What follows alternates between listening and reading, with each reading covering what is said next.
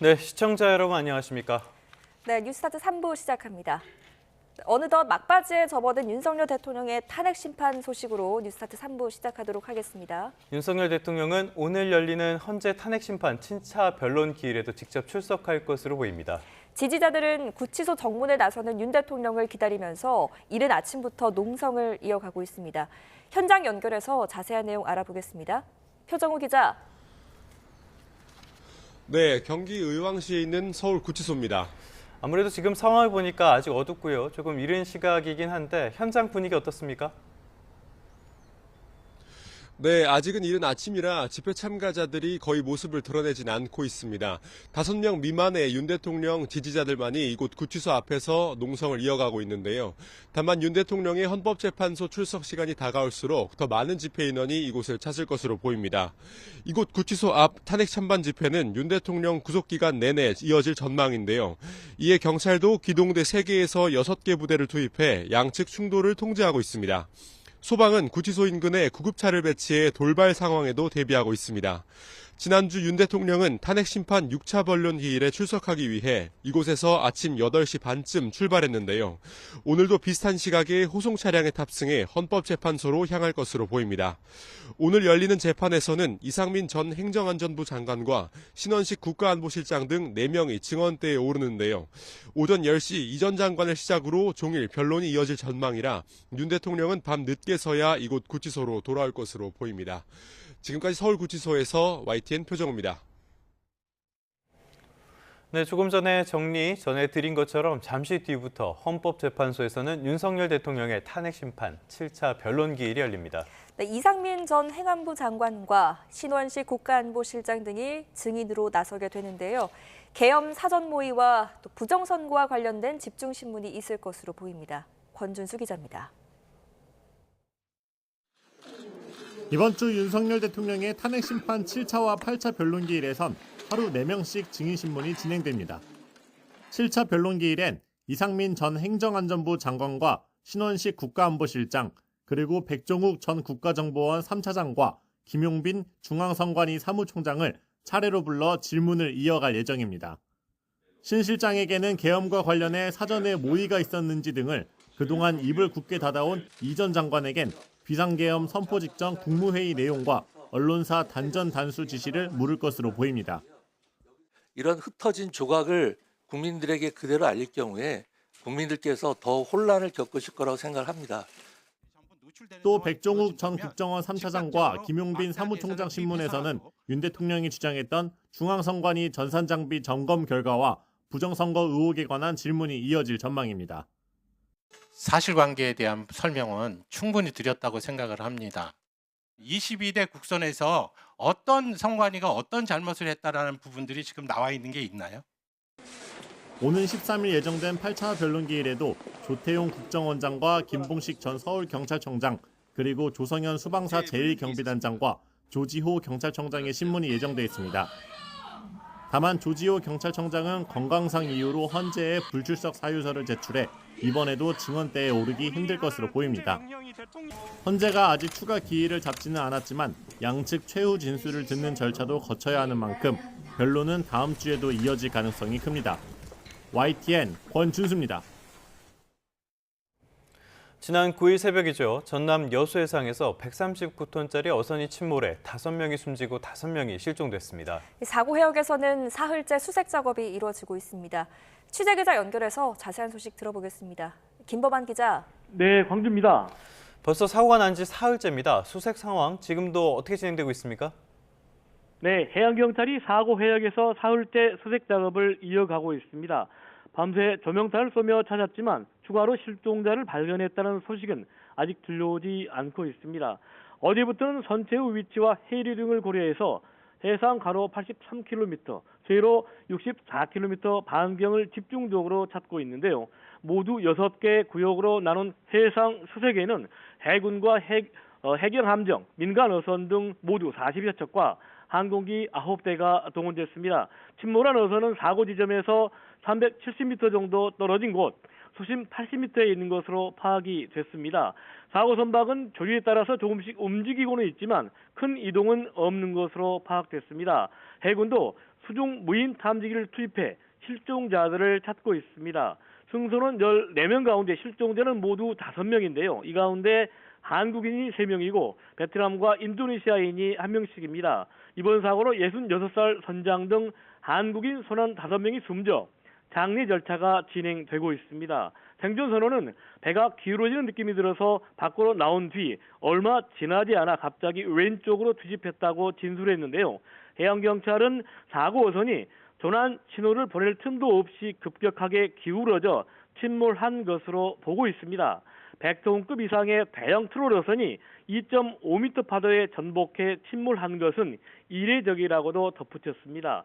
해양경찰은 정확한 사고 원인을 가리기 위해 선사 측과 협의해 선체를 인양하는 방안도 검토할 예정입니다.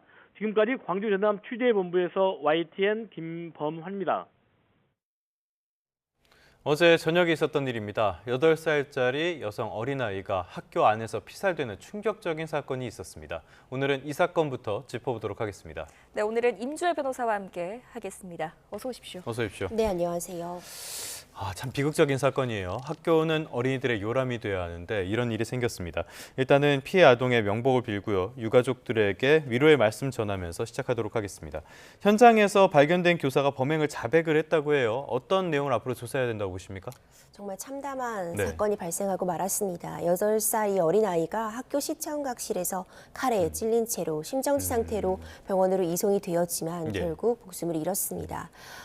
그 해당 장소에는 40대 여교사가 함께 발견이 되었는데 이 여교사 역시도 이제 칼에 일부 찔린 그런 상황으로 발견이 되었습니다. 예. 수술을 받고 이제 병원 치료를 받고 있는 상황인데 범행을 지금 자백했다고 밝히고 있습니다.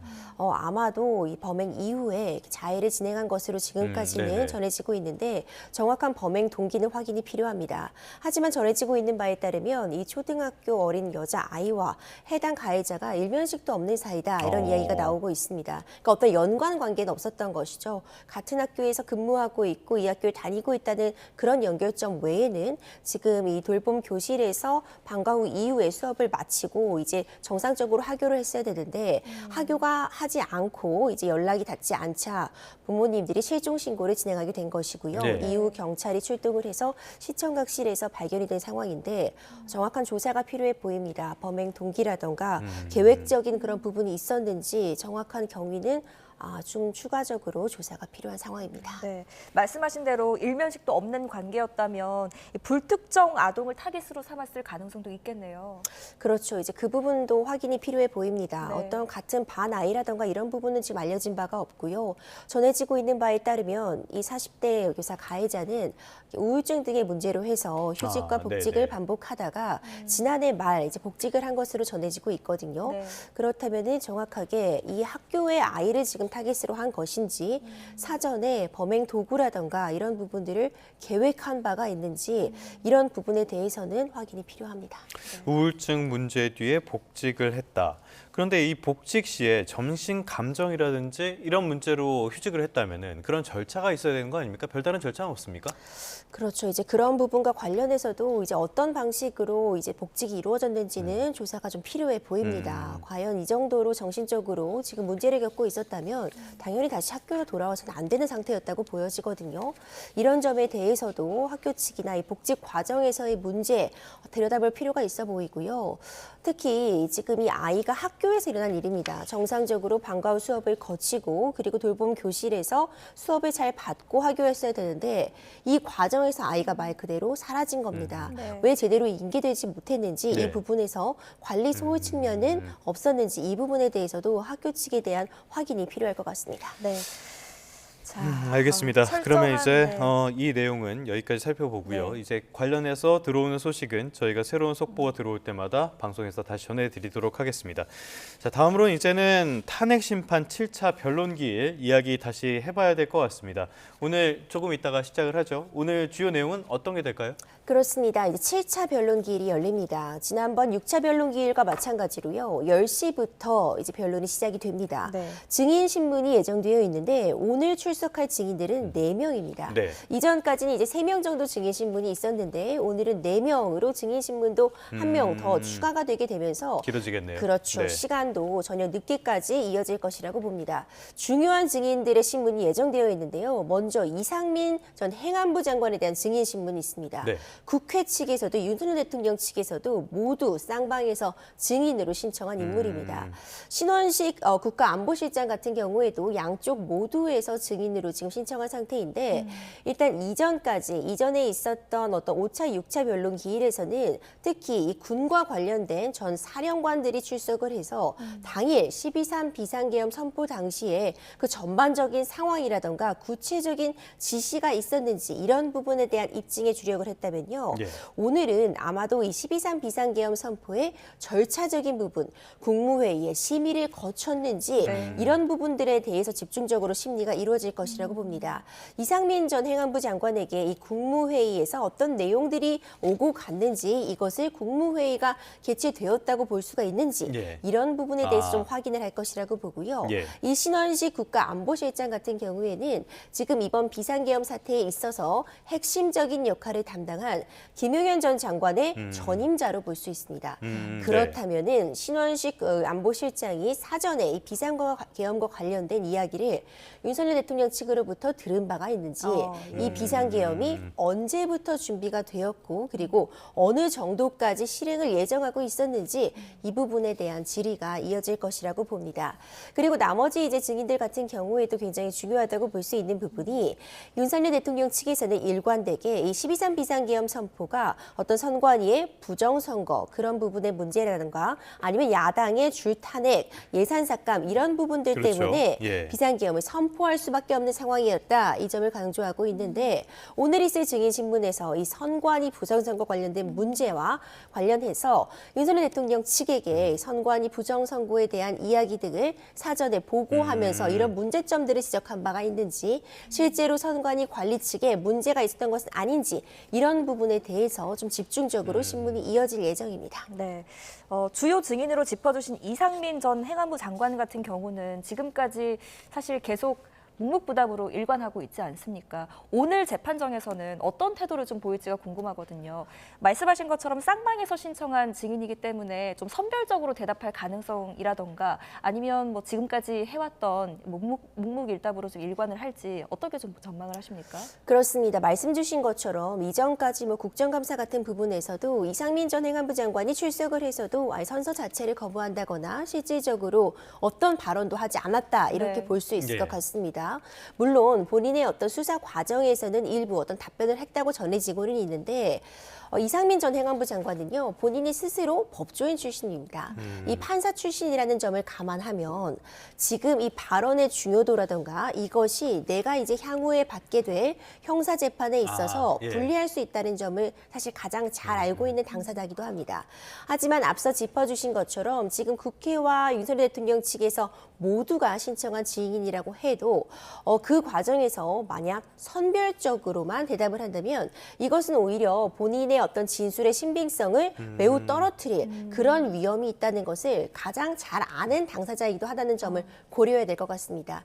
그렇기 때문에 그러니까 선별적으로 대답을 하기보다는 오히려 그러니까 다 대답하거나 다 안 하거나. 그렇죠. 아니면 네. 모든 질문에 대해서 답을 하지 않거나 사실 이런 선택을 하는 것이 법조인의 입장에서는 더 일관되고 오히려 본인에게 유리할 수 있다고 볼 수 있거든요. 하지만 계속 모든 질문에 대한 답을 거부한다면 이 부분이 결국 재판관들에게도 어떤 인상을 심어줄 수 있습니다. 네. 성실하게 네네. 이 수사에 협조하고 그리고 성실하게 증인으로서의 의무를 다하는 것이 사실 지금 맡고 있는 책무이기 때문에 이런 점들을 감안할 것이라 봅니다. 증인이 갖고 있는 중요성이 매우 큽니다. 결국 국무회의의 어떤 과정 이것이 만약 제대로 국무회의를 거치지 못했다거나 아니면 김용현 전 장관이나 다른 지금 윤석열 대통령에서 주장하는 것처럼 뭐 일부 찬성했던 국무위원도 있었다 이런 발언 의견들도 있었고요. 네네, 그렇죠. 모두가 반대했다 내지는 이것을 국무회의가 거쳤다고 볼 수는 없을 것 같다. 이런 네. 여러 가지 지금 진술들이 있는데 오늘 재판관들은 이제 이 부분에 대해서 집중적으로 질문을 이어가리라고 보고 있습니다. 네.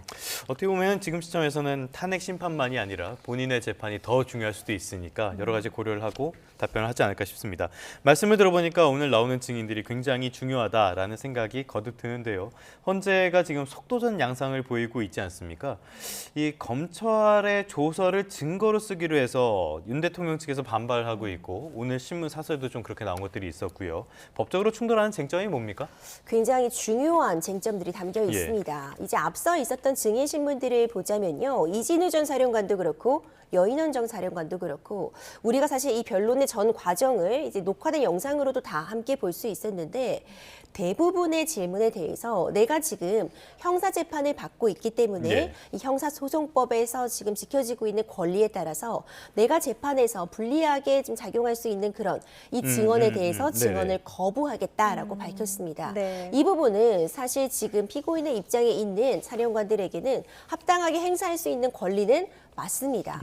그렇다면 그렇죠. 지금 문제되는 부분이요. 이미 이들이 수사기관에서 밝힌 내용들이 있다고 전해지고 있는데 사실상 지금 이 헌법재판소에 와서는 그와 관련된 내용을 다시 증언하는 것을 거부하거나 아니면 이전에 수사기관에서 했다고 알려진 그 발언 내지는 뭐 기자회견 등을 통해서 했던 진술들과 예. 조금 다른 결의 이야기를 헌법재판소에 와서 증언을 하기도 했습니다. 네. 뭐 구체적으로 국회의원이란 단어는 없었다거나 네. 그렇죠. 뭐 예. 끌어내라는 지시는 없었다. 뭐 이런 부분들이 대표적으로 지금 선별해 볼 수 있을 것 같은데 그렇다면 헌법재판소 입장에서는 여러 가지 선택지가 있겠지만 먼저 이미 수사기관에서 이런 부분에 대해서 진술을 했다면 이것이 조서로 남아 있고 이 조서를 증거로 채택함으로써 조서 안에 담긴 내용들을 판단의 자료로 삼을 수 있을 것이고 네. 또 경우에 따라서는 만약 지금 이 헌법재판소 안에서 재판정에서 증언을 했다면 그 증언 내용도 당연히 가장 강력한 증거로 삼을 수 있거든요. 네.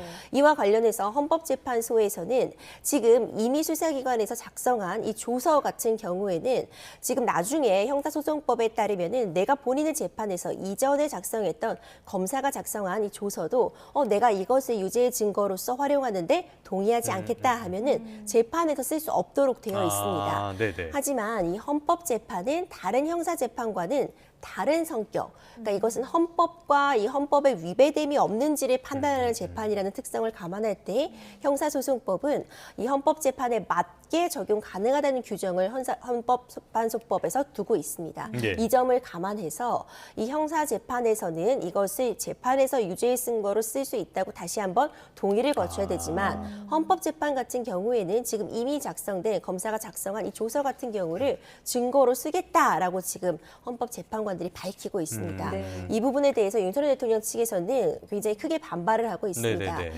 이전에 이 박근혜 전 대통령의 탄핵 심판에서도 이와 같은 방식으로 지금 형사재판에서 수집되고 있는 그런 증거들, 조서들을 채택을 해서 탄핵 심판에서 활용을 했지만 이것이 잘못된 선례였다라고 지금 주장을 하고 있거든요. 예. 특히 형사소송법 개정을 통해서 검사가 작성한 이 신문 조서 같은 경우에도 재판에서 내가 동의를 하지 않으면 증거로 쓸 수 없는데 헌법재판소에서 이것을 역행하는 그런 판단을 구하고 이전에 작성된 조서들도 판단의 근거로 삼겠다는 것은 부당하다 이렇게 강력하게 반발을 하고 있는 상황이라 네. 재판관들의 입장은 분명해 보입니다. 이 네네. 부분의 판단을 기초로 삼겠다고 하고 있어서 앞으로 남아있는 증인 신문에서도 증인들이 증언을 거부한다거나 아니면 이전에 했던 발언들과 일부 좀 다른 결의 취지의 발언을 한다면 이 부분이 계속해서 좀 쟁점으로 남을 것 같습니다. 그러니까 네. 일반적인 재판에서는 이렇게 됐을 때는 증거로 채택이 되지 않지만 헌법재판은 그런 게 아니야. 이런 뜻으로 이해를 하면 되겠습니까? 그렇습니다. 말씀 주신 것처럼 이 헌법재판이라는 특성을 고려할 필요가 있는 예. 건데요. 형사재판에서는 유죄와 무죄를 다투는 그런 부분이기 때문에 네네.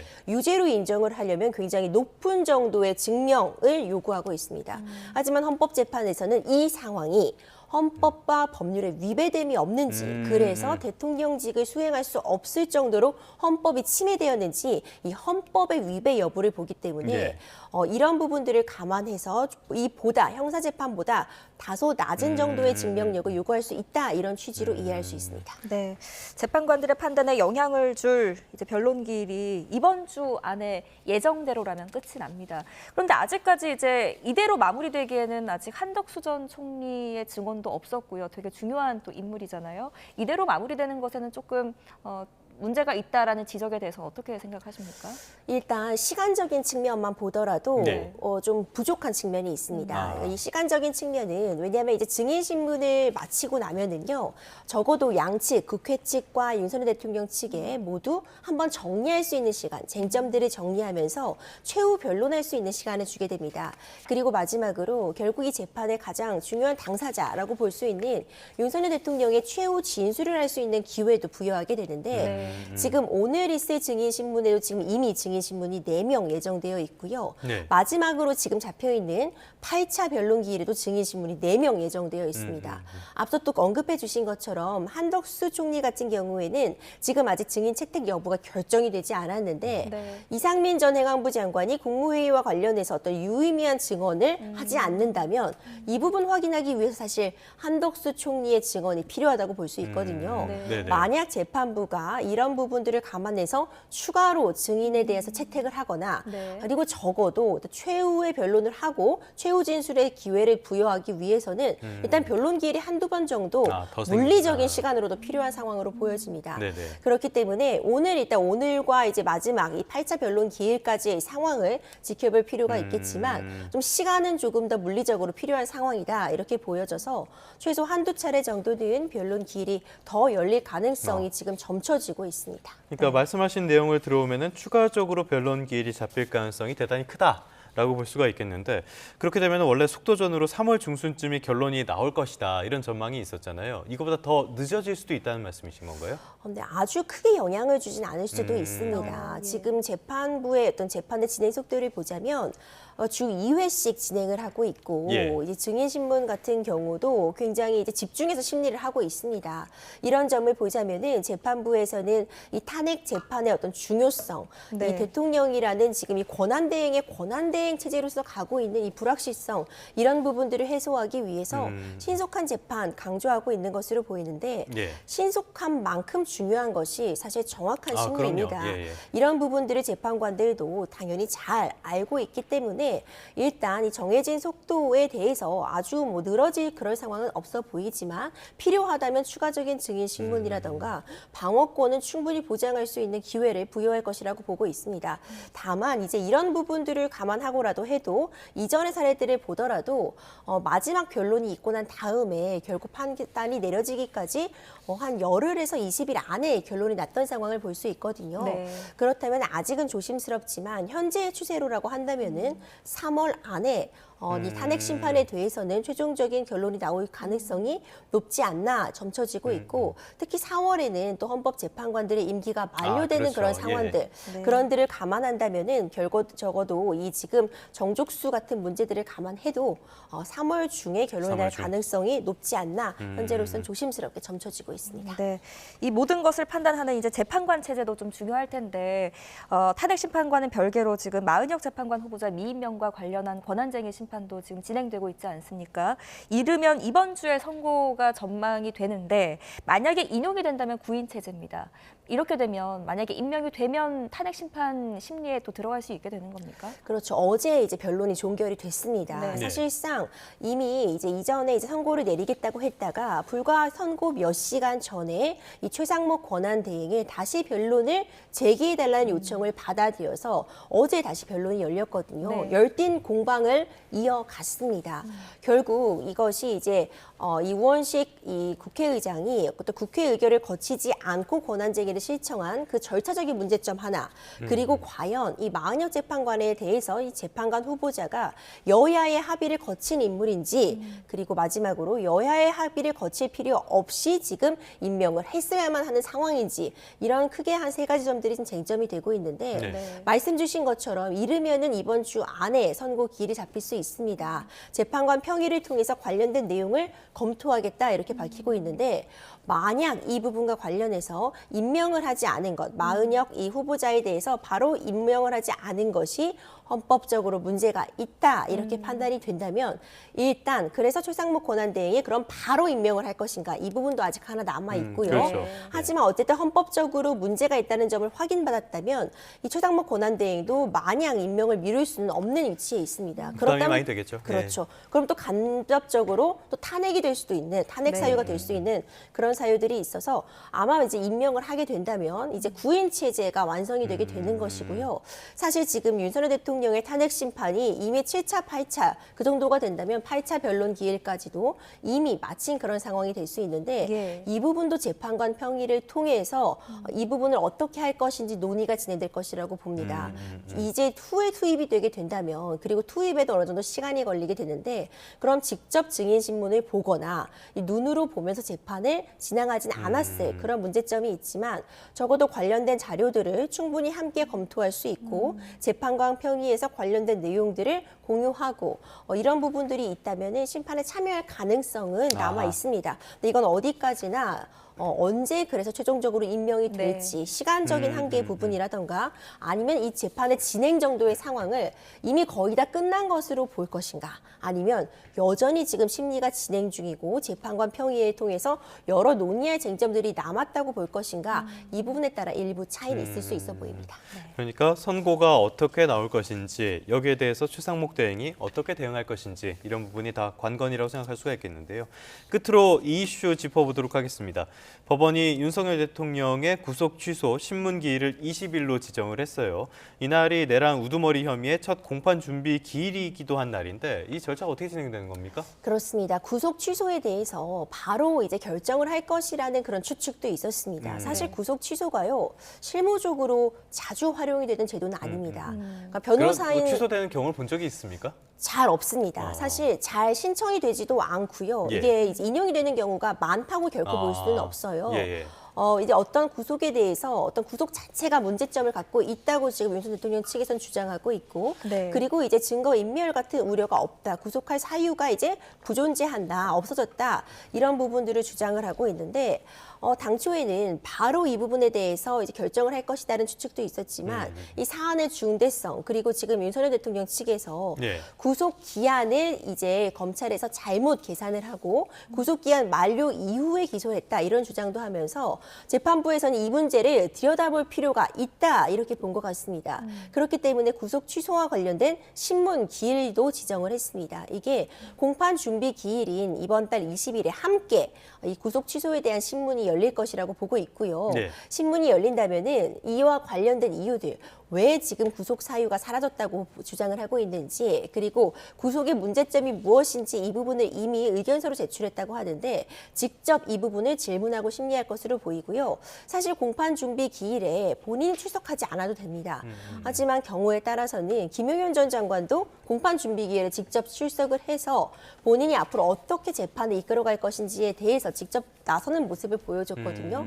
이 구속 취소 같은 사안 경우에도 지금 굉장히 중요한 의미를 갖고 있습니다. 네. 만약 인정이 되지 않으면 1심이 진행되는 동안 최장 6개월 동안 구속 상태 재판을 받아야 되는 그런 상황을 감안할 때 구속 취소에 대해서도 좀 적극적으로 직접 출석을 해서 네네네. 이 부분에 대해서 답변을 할 가능성도 아직 열려 있다고 볼 수 있습니다. 네, 알겠습니다. 오늘 윤석열 대통령 탄핵 심판 소식까지 짚어봤습니다. 오늘은 임주혜 변호사와 함께했습니다. 잘 들었습니다. 고맙습니다.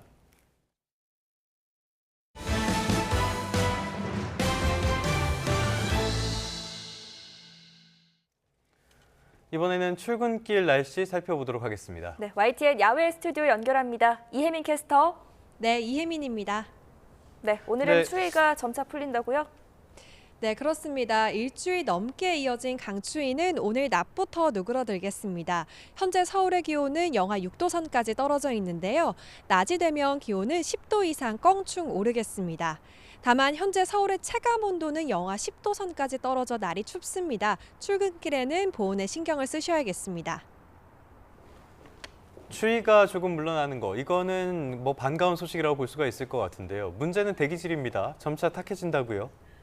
네, 그렇습니다. 찬바람이 잦아들면서 대기가 정체하겠고요. 공기가 탁해지겠습니다. 오늘 중서부 지역과 경북에서는 초미세먼지 농도가 나쁨 수준까지 오를 텐데요. 호흡기 약하신 분들은 마스크 챙겨서 외출하셔야겠습니다. 여전히 중부지방을 중심으로는 한파특보가 내려져 있습니다. 현재 기온은 서울이 영하 5.6도, 대전이 영하 7도를 보이고 있습니다. 낮 기온은 서울이 6도, 남부지방은 10도 안팎까지 오르겠습니다.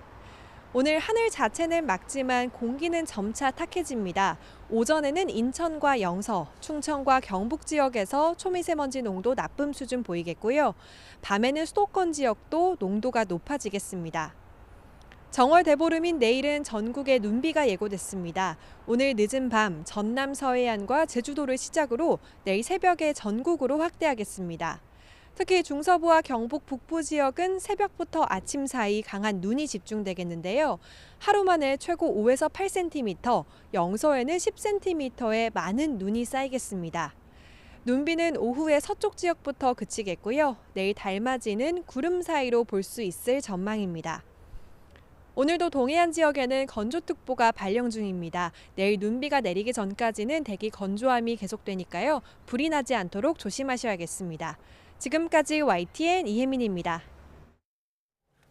네, 뉴스타트 3부 마무리하겠습니다. 활기찬 아침 보내시기 바랍니다. 시청해주셔서 고맙습니다.